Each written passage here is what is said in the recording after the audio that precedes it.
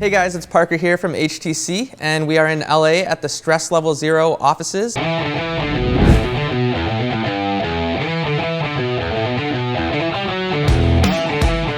Hoverjunkers is a multiplayer VR shooter. You choose a hovercraft that's the size of your ship. There's 17 different ships in the game.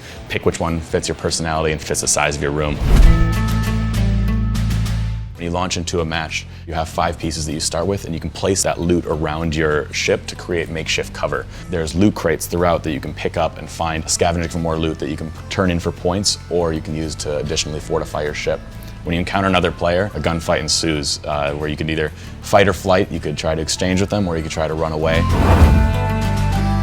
Before this, all of us have a background in filmmaking. We came to game development because it seemed like such a fresher, new thing, and we couldn't miss out on virtual reality. About 20 minutes after the HTC Vive was announced, we sat down, we said, we have a room, we have controllers, what do we do with it? We looked around the space and saw that not many people were going after a multiplayer experience. We really enjoy airsofting and laser tag and paintball, so we wanted to recreate that. We knew first-person shooters needed to exist in virtual reality, and we needed to figure out how to get that in there, how to move players around. Really trying to bring action movie sensibility into game sound design. We want to make every player feel like an action hero, and watch any movie and you have that gun whoosh and click sound as it moves. Because we have absolute tracking of your hand, and we have it whether it's out of your field of view or wherever it is, we can cue sounds based on that. So the interesting thing is you can only see your hands when they're in front of your face, but you can put your hand behind your head and you can wave it and you'll hear that gun clicking back there. We give you a whole selection of ships of all different sizes, and you know how big your room is, and so you pick whichever one you want. You're in this space that's pretty similar to real life, but physics are completely different. We wanted to emphasize getting close up. We want players to kind of get in their face, so the weapons that we provide are very short range. All of the weapons are physically interactable. The guns have real physics for reloading. It's not an animation. You physically have to open and close the weapon in order to reload it. There is no duck mechanic in the game other than you physically duck. And when you physically duck, the other player will see your avatar physically duck in the same way you're moving in your space. It scales from any size, standing, seating, all the way up to the biggest room that can be supported. It's not necessarily about how much space you have as much as it is how you utilize the space that you have. It's as physically demanding as you want to make it. If you're doing an 8-minute match, you don't want to wear yourself out in the first 4 minutes and then limp into the finish line. So pace yourself. Storytelling in VR is really different from traditional game or video because you have this entire world that you're immersed in. It's sort of an event that has to take place around you rather than something that you're staring through a screen at. My background is all animation and VFX. I transitioned to game development after I felt that the interactive storytelling was way more interesting. Keep seeing VR kind of speaking to this like inner child that everybody has in them, where suddenly their toys can surprise them again. Suddenly their toys have magic to them.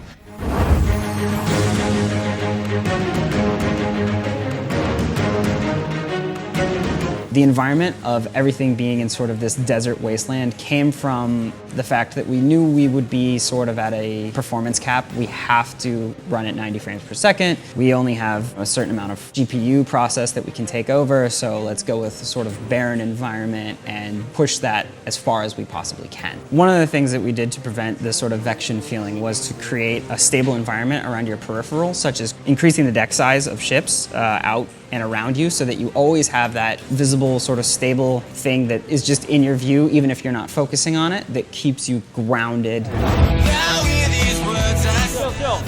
okay. It's okay. We're all cool here.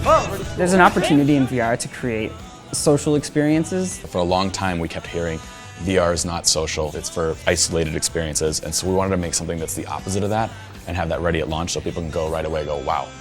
VR lets you communicate in ways you've never been able to do before. You have this body presence, you have this level of immersion that's just unbeatable. There's the friends list there, so you'll be able to go into VR, look at your friends list, select your buddies, and get into a match together. And you're gonna have this enthusiast community, and I think you'll see a lot of bonds, a lot of friendships, a lot of gaming communities form. It's something that really requires a person to try before they can completely grasp exactly how it feels and what the experience is like.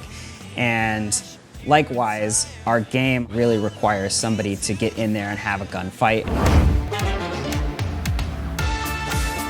We run a YouTube channel where we play games together. It's called Node. The show we do is called LAN Party, where 4 of us get together in game. And so multiplayer is very much so the measure of whether or not we're going to play a game.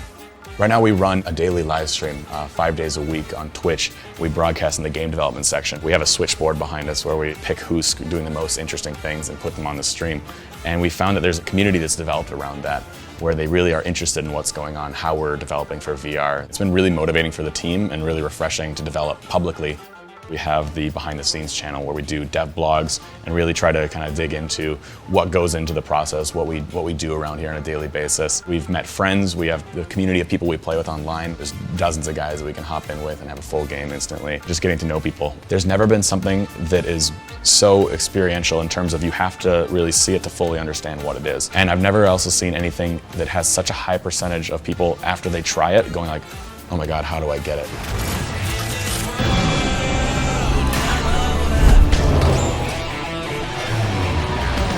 Try to watch out for dust worms. They're just the worst.